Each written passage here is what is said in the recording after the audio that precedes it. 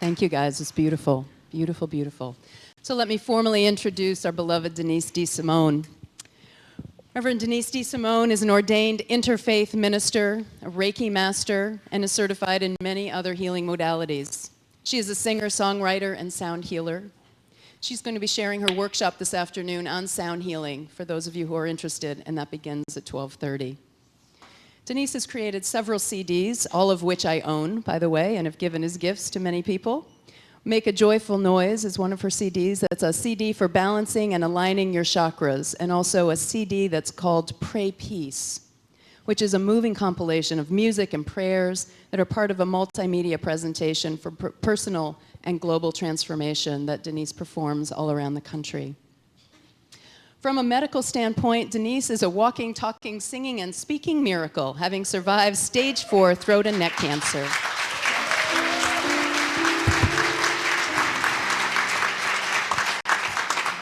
And I might add, with a lot of love and support from this community.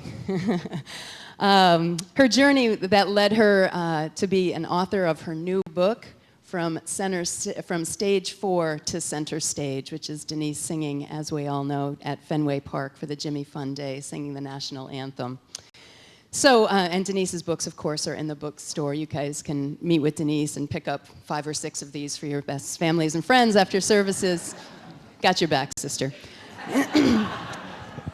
Bernie Siegel, as we all know, Dr. Bernie Siegel said of Denise's book, reading this book can be a guide for anyone facing one of life's difficulties. If you have the courage and are willing to show up for practice and not fear change and failure, then let this book become your coach and guide to a healed life. Isn't that beautiful?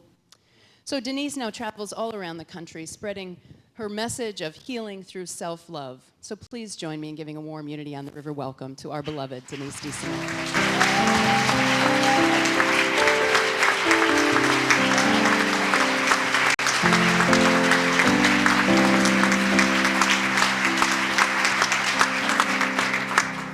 Thank you, thank you, thank you. Denise Desimone is just a girl from the hood who's really happy to be home. I am so excited to be here with all of you and to be home in my home of Newburyport. I just came from being on the road for 5 weeks, and I went up and down the East Coast and met lots of fabulous Unity people and did some trade shows and spoke at different events, but I will tell you, there is no place like Unity on the River. Really, I mean that. There's no place like Unity on the River. So today's topic is maintaining a sacred vibration. And I had a lot of opportunity while on the road to practice what I preach. One time in particular, I left Orlando, Florida, and I was on my way to our beautiful Kate Cameron, who's here with us today from Charlotte. And it was 6:30 in the morning, and I wanted to get a really early start because I had a really long day. And I got this text message from Bank of America. It wasn't a love note. It was telling me that my checking account was in the negative. And I said, well, it's near impossible. Well, the long and the short of it is somebody hacked my account from Germany and charged iTunes charges, $49.99 charges, which is just under that 1 penny of $50 before the bank knows what they're doing, and they wiped out $2,000.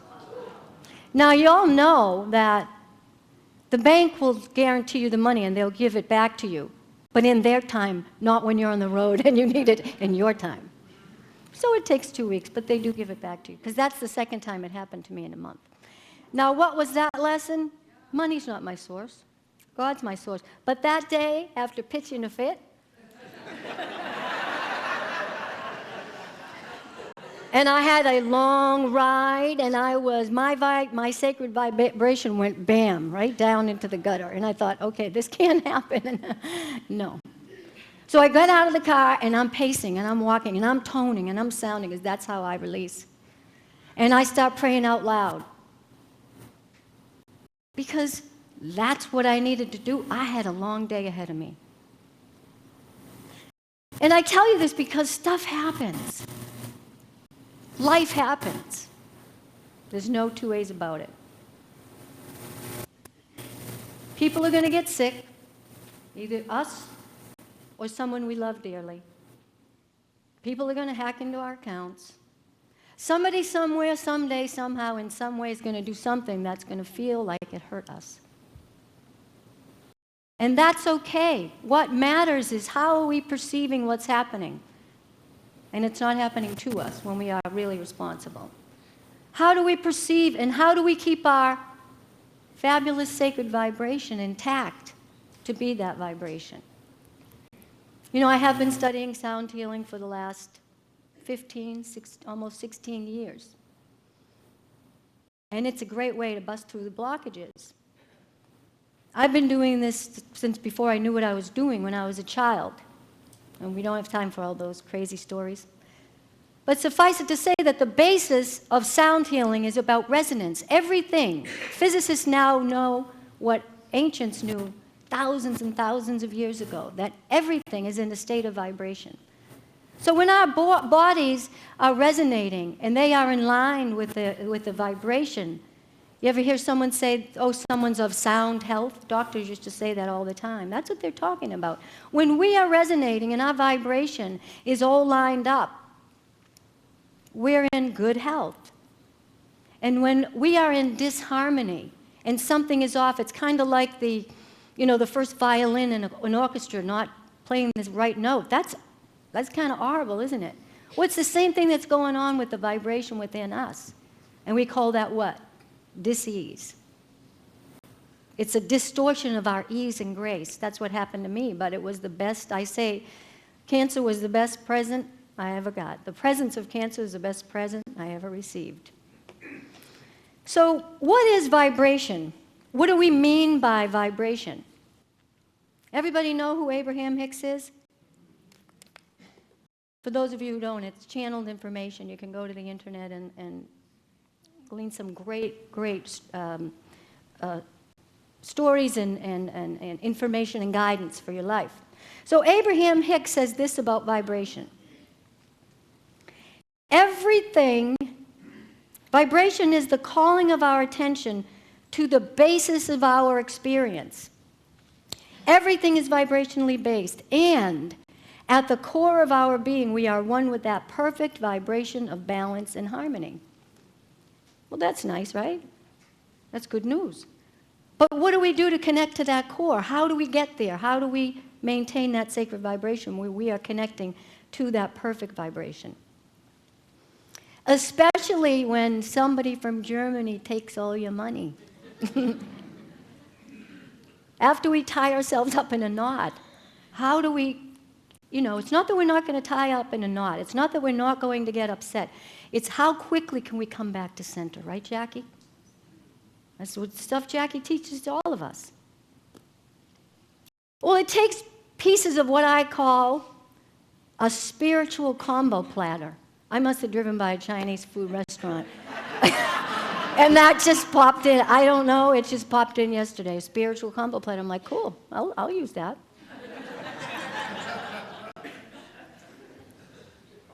So that combo platter needs to have a few things. One of the major things it has to have is incorporating the power of sound healing into our lives, because it does bust through all the blockages and helps us access the core.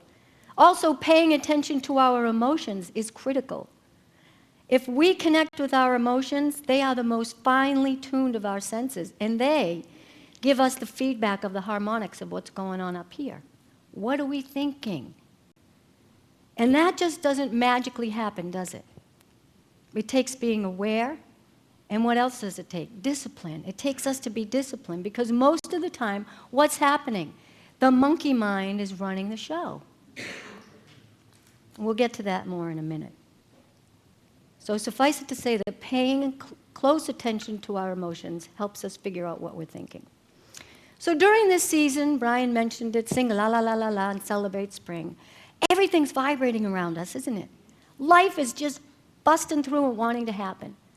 A little tiny weed or flower will just find its way through a crack in concrete to shine its sweet little face up to the sun, won't it? It can't help itself. That's all it knows. That's all God knows is good.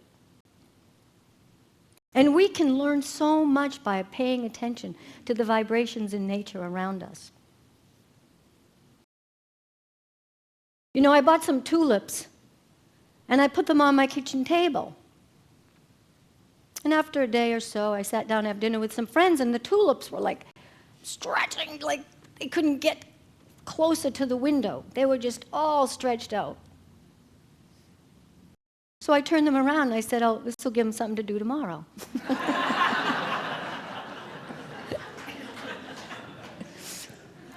But in the meantime, they were reaching for the light. They were reaching for the vibration that makes them feel happy.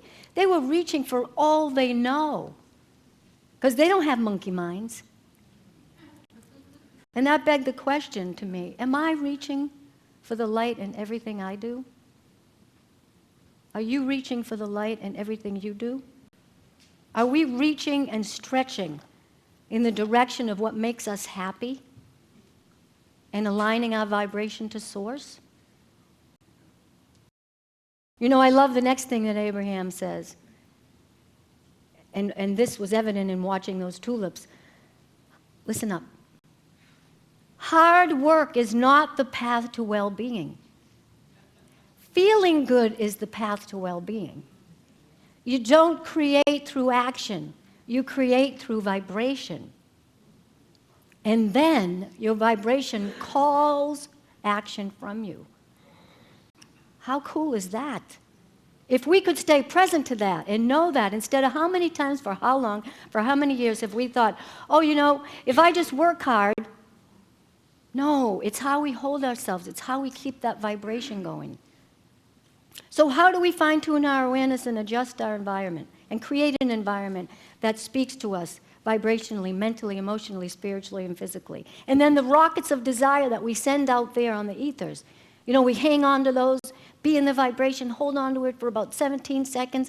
That way we're making sure that they're turning into what we want to manifest. You know, we have to ask ourselves, what am I being called to, and what is my vibration manifesting? Frantic, hyper, frustration, or is it vibrating on a peaceful, happy, loving level? And are we aware that we are the ones that are 100%, no doubt about it, I'm speaking to the choir, I know, because actually the choir, yeah. We are absolutely 100% responsible for that. I want to read to you just a paragraph or two from my book. And I'll set it up because we don't have a lot of time. What this was about is, after all was said and done, I'll speed forward. Most of you know my story. I had to have what's called a neck dissection, so I don't have the left side of my neck. It was a 4.5-hour surgery, and I wasn't sure I wanted to do that. You know, it took me a little while to decide that that was actually something I would let them do. And so when I said yes, it was, can you imagine, you know, you work up to preparing yourself and all that. Prior to that, I had had a virus that was actually, it could be potentially fatal, and it was something that ate your intestines from the inside out. And they were very concerned and told me that I could die from that. And I said, yeah, well, if cancer doesn't kill me, please don't let that kill me. And they didn't, so that was good. So here I am in the holding tank, and I'm waiting for them to wheel me in. I mean, everything's hooked up. The stuff they stick on you, your chest, the whole monitors, the IV, everything. And this doctor starts asking me about my virus. And he tells me, I'll be right back. When he returned, he had another doctor with him and a nurse. They came to inform me that it was not possible for them to operate on me that day because I was in high danger of having C. diff in my system, and the risk was far too great. Surgery was postponed for 2 weeks while I followed a rigorous protocol of heavy drugs. The nurse came and removed the wires that had been strategically placed and the intravenous that had been so smoothly inserted. The juxtaposition of relief and disappointment overwhelmed me. This turn of events was too bizarre. What the heck is this all about? I lay there and waited to be brought back upstairs, and I thought, is this some kind of sign? Why am I not supposed to have surgery today? Was all this preparation and anguish for nothing? Is today not the best day, or is no day the best day? I had spent all that time deliberating endlessly, and in a moment the universe had shifted the energy dramatically. I felt as if I had been dropped from an airplane without a parachute. I was emotionally deflated. I couldn't wait to just get home, pour myself into my recliner, and sleep. The emotional treadmill we had all been on, getting prepared for that day, exhausted us and didn't accomplish anything, which was a good lesson in the futility of emotional stewing. In that moment, I didn't know the reason why I had to wallow in that waiting period, but with everything I had been through, I had learned to accept reality more quickly. I knew all things worked for good and everything in life was divinely guided. And when circumstances like that bubble up through the many layers of universal truth, I had to trust the process. Reminded yet again of the Buddhist teaching, all suffering comes from resisting reality. Surgery was canceled. That was the reality. Resisting that reality would have caused me more suffering. I honored myself and kept my vibration high and did not want to create more stress for myself. I adjusted and accepted what had happened. There would always be a situation that would attempt to disturb my sacred vibration. Life happens.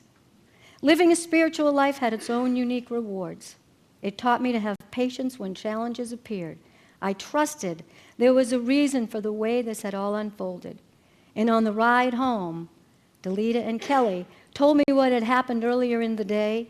Kelly said she believed that the universe had been in protective mode. How many have read my book? God bless you. So you know the wolf. You know what happened with the wolf. For those of you who don't, it's a great story. Haven't read my book, it's one of those blows you away, like, of course that could not have happened that day. So one thing I know for sure is what I said, that nothing, no surgery, no nothing externally has any power over me, my mood, my thoughts, and how I proceed and perceive life. And understanding this and owning all of this, it invites us into a spiritual maturity. And when we are in that spiritual maturity, the universe will always conspire in our favor, won't it? You know, at the beginning of this service, we said our mission statement. And what did we say? We are a vibrant spiritual community that celebrates the presence in all and awakens humanity to its divinity. Did you ever think about that line, awakens humanity to its divinity? That's a big task, isn't it? How do we do this? We say this as a group called unity, but do you want to know something? I'll let you in on a secret. There's no unity. There's no such thing as unity. Each and every one of us is unity. You know, I like to say you are the capital U in unity.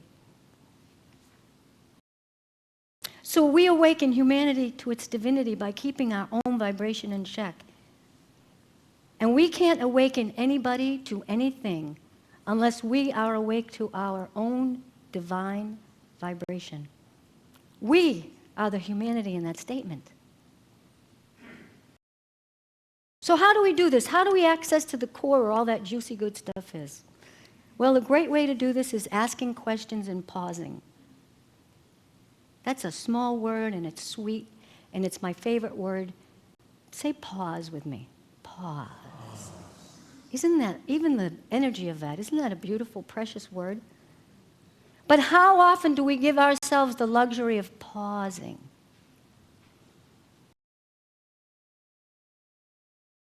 To take a moment and ask a question to feel the energy about what is going on in this now moment. And is this experience I'm having worth disturbing my vibration over?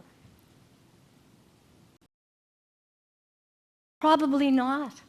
Or maybe it is. But if we don't stop and pause and ask, then we never know. We just bust right through it, don't we? Or maybe it's a moment to be in gratitude, to pause for gratitude, to pause for your life, to say thank you for this now moment where whatever I'm looking at, I don't care if you're at a dump. Thank you for the beauty. Thank you for my eyesight, that I can even see what's in front of me. How many times do we blow past those moments? So I call it pause for vibrational check. It's another thing in the spiritual combo platter. I will give myself the gift of taking time to pause. Will you say that with me? I will give myself the gift of taking time to pause. And the next time you do that, do something. Just do it with me now. Just turn the corners of your mouth up. Huh? Yeah. How that, I mean, the serotonin level rises, everything starts feeling better, doesn't it? So when you pause, just give yourself another little boost and just smile. It shifts everything. Right now, just for this exercise, just close your eyes a moment and put on a little Buddha smile. Yeah, and hum a little, because that's what I'm all about too. Now, in this moment, just call something to mind that has you a little bit twisted. When you have it, just review your thoughts around that. Now shift your thoughts around that. Decide differently about that. Now set it right. Bless it and release it into the hands of God and move on. And if you want to open your eyes or keep them closed, it's okay. Now, how long did that take? Did anybody feel a shift? Show me. Okay, well, that's about 60%. That's good. So I'm teaching a 4-week teleclass called Life, and it stands for Live in Full Expression. Some of you here today are in the class, and I appreciate you. And one of the questions that came up this past week was, okay, how do we remind ourselves to pause? That's a good question, isn't it? And so on the call, we talked a little bit. And then one of the women emailed me, and she said, how do I really remind myself to pause? Because one of the things I said is set an alarm. Because, again, remember I said it takes discipline? I said, set an alarm on your cell phone. I don't carry a cell phone. And I'm glad she said that, because it got me thinking, how can I help her? Because until you do something enough, until it becomes habit, you need a discipline, right? So I was thinking about it, and I thought, well, you know what? The best thing that we can do, and the thing we forget the most about, how about we ask Spirit to remind us? How about the energy, that infinite intelligence that courses through every single thing in life? How about if we know it's just available 24/7, that we just ask Spirit, hey, can you just remind me to pause? But then open yourself up to know that if we get out of the way, infinite intelligence will lead the way. Pay attention, so when Spirit's reminding you, you're hearing the knock on your head or in your heart. And one of the best ways to connect and strengthen our spiritual muscles is to have time in the silence. So then we're more aware of the pauses and the invitation to pause. And whether we have 5 minutes or 25 minutes, it doesn't matter. What matters is that we do it. Then it becomes easier and we don't get stuck in those vibrational danger zones. Because when we do this, this raises our consciousness. Raising our consciousness raises our vibration. Raising our vibration raises our magnetic force for all the good and all the miracles to come to us. And then we can be the miracle magnets we were born to be. You've heard me talk about this before, right? This allows those miracles to flow with ease and grace into our lives. Because you are a miracle, you're a miracle magnet. Now, I've asked some of you this before, but how many will agree with me that when a baby is born, it's a miracle? You know this, Brian, better than any of us. He's This fabulous father has a gaggle of geese that just follow him. It's so cute. But how many of you agree that that's a miracle? But how many of us forget that we were once those babies, right? We once weighed 5, 6, 7, 8, 10 pounds. So nothing's changed. We're still the miracle. You know, Jackie talked about my Pray Peace work.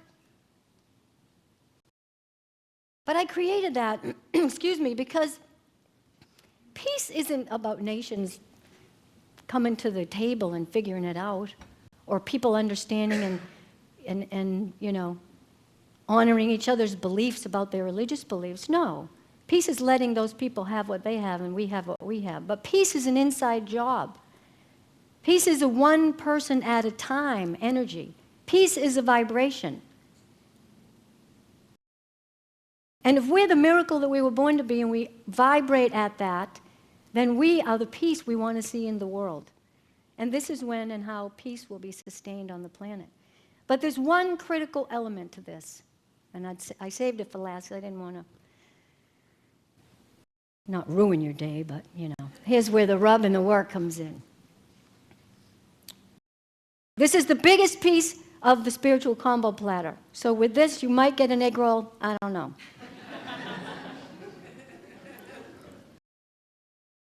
But it's forgiveness. Yeah, the groans. Forgiveness. You know, most of you know that with my cancer, I didn't battle it. I made friends with it, and I asked it, teach me, tell me, talk to me. I named it PIN, for pain in the neck. Well, I just was literal. It wasn't, you know, derogatory. And I said, teach me, tell me. It told me so many things, but one of the things that it said to me was, Denise, stop beating yourself up for nothing. And when I said, I'm not beating myself up for nothing, you know what PIN said? It doesn't feel that way in here.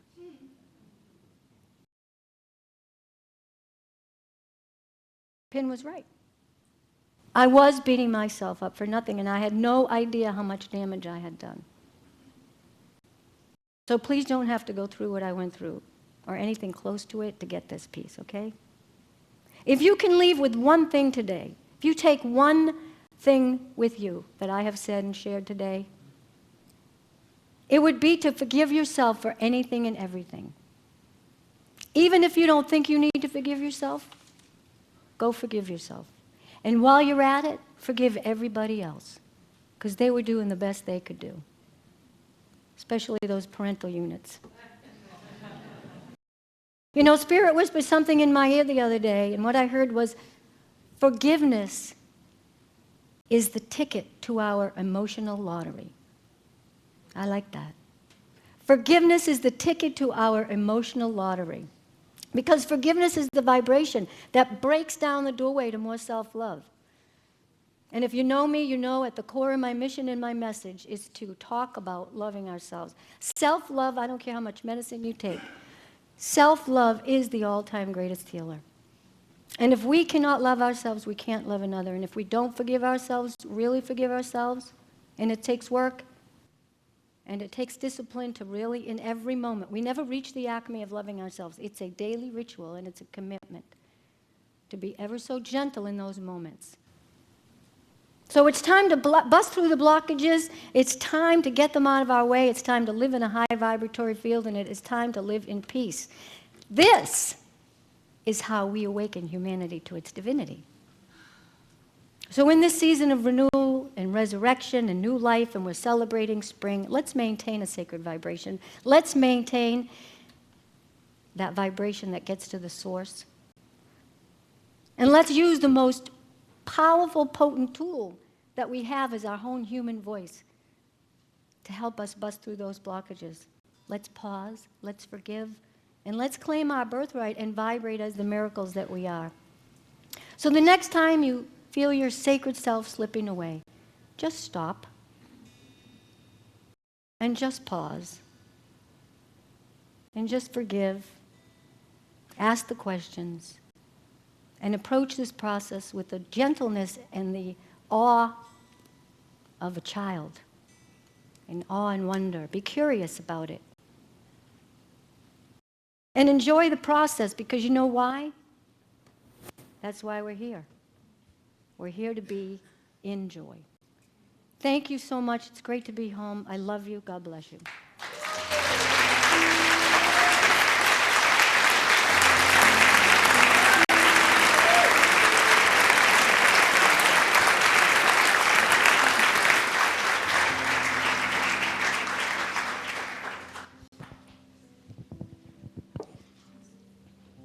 Denise is going to lead us now into a time of guided meditation and into the silence with her thoughts, her vibration, and her loving energy. Oh, you're all so beautiful. So let's just close our eyes. And each one of our chakras has a sound.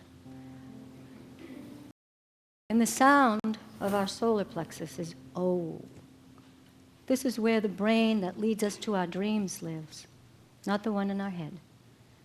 So for the sake of this meditation, I want us to make the sound of O. It's not about how well you sing. It's just vibrating your sacred core, that sacred vibration. So let's all take a deep breath, and when you feel ready, just make the sound of O, and then we're just going to sit in the silence and feel whatever the message is that Spirit has for you.